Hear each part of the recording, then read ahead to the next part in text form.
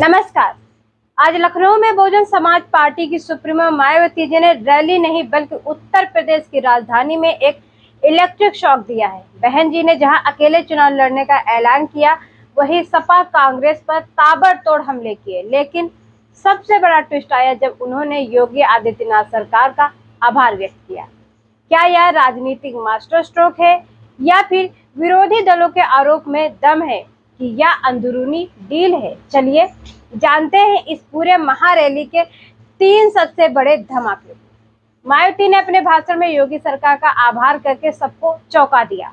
उन्होंने कहा, सपा सरकार ने माननीय काशीराम स्मारक स्थलों के टिकट का पैसा दबा कर रखा था, जिससे उनकी हालत जर्जर हो गई थी। मैंने योगी सरकार को चिट्ठी लिखी, स्मारक स्थलों के टिकट का पैसा उनकी मरम्मत में लगाया जाए और सरकार ने वह पैसा स्मारक की मरम्मत पर खर्च किया। आगे कहा, योगी सरकार ने जनता का पैसा सपा सरकार की तरह दबा कर नहीं रखा, इसीलिए हमारी पार्टी उनकी आभारी है। बस पूरे भाषण में इतना आभार व्यक्त किया था, इसी पर सपा कांग्रेस को मिर्ची लग गई। यह सिर्फ धन्यवाद नहीं है, वह सीधे तौर पर सपा को कटघरे में खड़ा करने की रणनीति है, क्योंकि सपा लगातार दलित और पिछड़े वर्ग के बीच अपनी बैठ बनाने की कोशिश कर रही है। वर्तमान राज्य सरकार की भी बहुत बहुत आभारी है और इसलिए आभारी है क्योंकि इस स्थल को देखने वाले लोगों के टिकटों का इकट्ठा हुआ पैसा पूर्व की रही सपा सरकार की तरह वर्तमान भाजपा की राज्य सरकार ने इसे दबाकर नहीं रखा है, बल्कि पार्टी के आग्रह करने पर इसकी मरम्मत करने पर पूरा खर्च किया है। और ये माननीय श्री काशीराम जी के आदर सम्मान में ये जो विशाल स्मारक स्थल जब बनाया गया था, तो हमने उसी समय हमारी सरकार ने ये व्यवस्था की थी कि हम देखने वालों के लिए इस पर हम टिकट की व्यवस्था करेंगे और इसका जो पैसा आएगा टिकट का, तो वो किसी और मद पर खर्च नहीं किया जाएगा, बल्कि जितने भी उत्तर प्रदेश की राजधानी लखनऊ में जो स्मारक बने हैं, पार्क बने हैं, तो उनके रख रखाव पर खर्च किया जाएगा। तो ये हमने व्यवस्था की थी। मायावती के निशाने पर सबसे पहले और सबसे तीखे रहे अखिलेश यादव और उनका पीडीए पिछड़ा दलित अल्पसंख्यक फॉर्मूला रहा।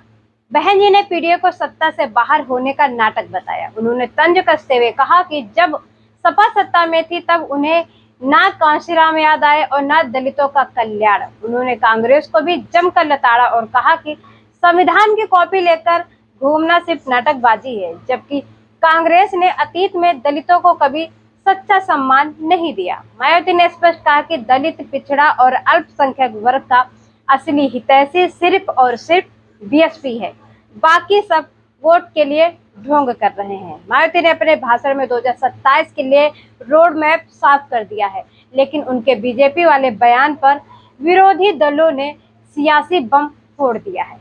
बहन जी ने साफ कह दिया है कि बीएसपी अब किसी भी कीमत पर गठबंधन नहीं करेगी। उनका तर्क है कि गठबंधन में उनका वोट ट्रांसफर हो जाता है, लेकिन बदले में दलितों को धोखा मिलता है, यानी 2027 में बीएसपी बनाम सबकी लड़ाई होगी। ये क्लिप में सुनिए बहन जी ने क्या कुछ कहा है। अब वो सत्ता से बाहर है समाजवादी पार्टी, तो अभी 2-3 दिन पहले वो मीडिया में खबर छपवा रहे थे कि हम माननीय श्री काशीराम जी के सम्मान में संगोष्ठी करेंगे, लेकिन जब वो सरकार में रहते हैं तो ना उन्हें पीडीए याद आता है और ना माननीय श्री काशीराम जी की जयंती और ना ही पुण्यतिथि उनको याद आती है सरकार में रहकर। लेकिन जब वो सत्ता से बाहर हो जाते हैं तो समाजवादी पार्टी को फिर याद आता है कि हमें संगोष्ठी करनी चाहिए।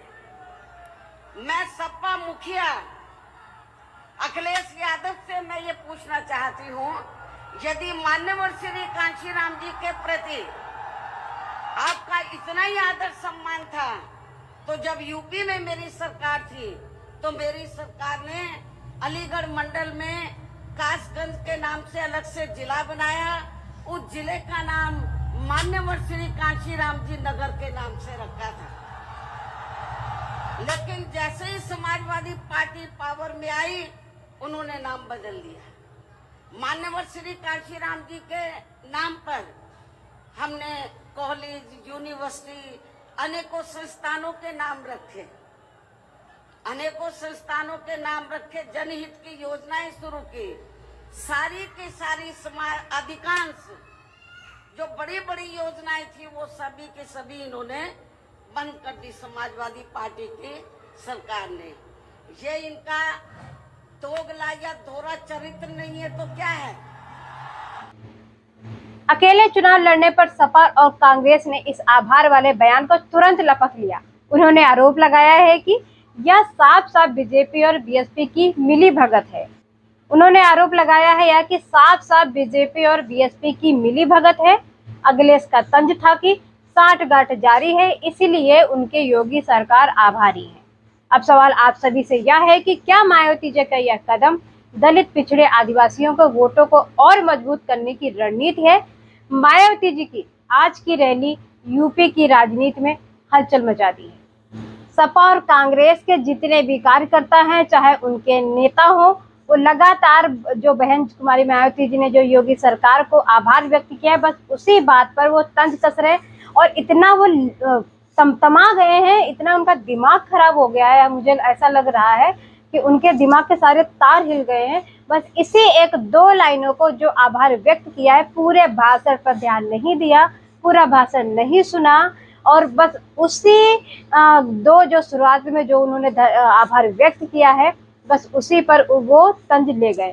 अखिलेश यादव को जाहिर सी बात है मिर्ची लगेगी, क्योंकि अखिलेश यादव ने जो घपले किए हैं अपने राज्यों में, जो स्मारकों की जो धज्जियां उड़ी हैं, सही बातें रख रखाव नहीं किया और आभार क्यों व्यक्त किया बहन कुमारी मायावती जी ने, वो भी उन्होंने बताया कि किस लिए आभार व्यक्त किया है। अब ये बताओ, आपका कोई काम अगर कोई करता है या फिर आप किसी से अपना काम करवाते हो या किसी से आप अनुरोध करते हो कि मेरा ये काम है, आप कर दीजिए, अगर सामने वाला वैसा आपके कहे अनुसार कर देता है तो आप उसे धन्यवाद व्यक्त कर नहीं करोगे या फिर उसका आभार नहीं करोगे या क्या कहोगे? क्या कहोगे? तंज कसोगे उस पर?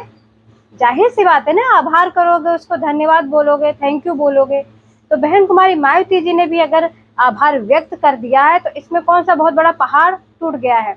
जिसने अच्छा काम किया है तो उसका आभार तो बनता ही है, वो चाहे कोई भी हो। अखिलेश यादव भी अच्छा काम कर रहे होते, राहुल गांधी अच्छा काम कर रहे होते या फिर अन्य कोई अदर पार्टियां काम कर रहे होते, तो बहन जी तो उसका भी आभार व्यक्त करते। आप अच्छा काम तो करो। आप पूरे भाषण को नहीं देखा, बस जरा से वो दो लाइन आभार व्यक्त करने की लाइन को पकड़ के तिलमिला गए। सोशल मीडिया पे अनाप शनाप से बयान दिए जा रहे हैं, ट्विटर पे ट्वीट किए जा रहे हैं उल्टा सीधा। तो ये दिमाग की बीमारी है इनके और कुछ नहीं। जिन्होंने पूर्व की तरह ही यानी कि पूरे यूपी से जो बड़ी तादाद में लोग, तो इनको मैंने जैसे आपको बताया, दूसरी पार्टियों की तरह हम लोग दिहाड़ी पे नहीं लाए हैं, मजदूरी पे। ये लोग अपने खुद के पैसों से चलकर यहाँ लाखों लाखों की संख्या में पहुंचकर वे भीड़ लाने के मामले में भी अपने खुद के ही पिछले सभी रिकॉर्ड तोड़ते हुए इस बार मान्यवर श्री कांशीराम जी के पुण्यतिथि के कार्यक्रम को ऐतिहासिक व जबरदस्त कामयाब बनाया है। बहन कुमारी मायावती जी ने सिर्फ अपने वोट बैंक को रिचार्ज करने की कोशिश नहीं की, बल्कि अखिलेश यादव के पीडीए फॉर्मूले की हवा भी निकालने की कोशिश की है। लेकिन सवाल यह बड़ा है, क्या यह अकेले चलने का फैसला 2027 में बीएसपी को सत्ता की चाबी दिला पाएगा या फिर विरोधी दल डील का आरोप लगाकर इस राजनीतिक कदम को फेल करने की कोशिश करेंगे? आपकी क्या राय है? आप क्या सोचते हैं? क्या मायावती जी का यह दांव सफल होगा? कमेंट करके हमें जरूर बताइए। वीडियो अच्छी लगी हो तो इसे लाइक कीजिए, शेयर कीजिए और चैनल को सब्सक्राइब करना ना भूलिएगा। बने रहिए हमारे साथ, देखते रहिए समय 224। शालिनी को दीजिए इजाजत। धन्यवाद।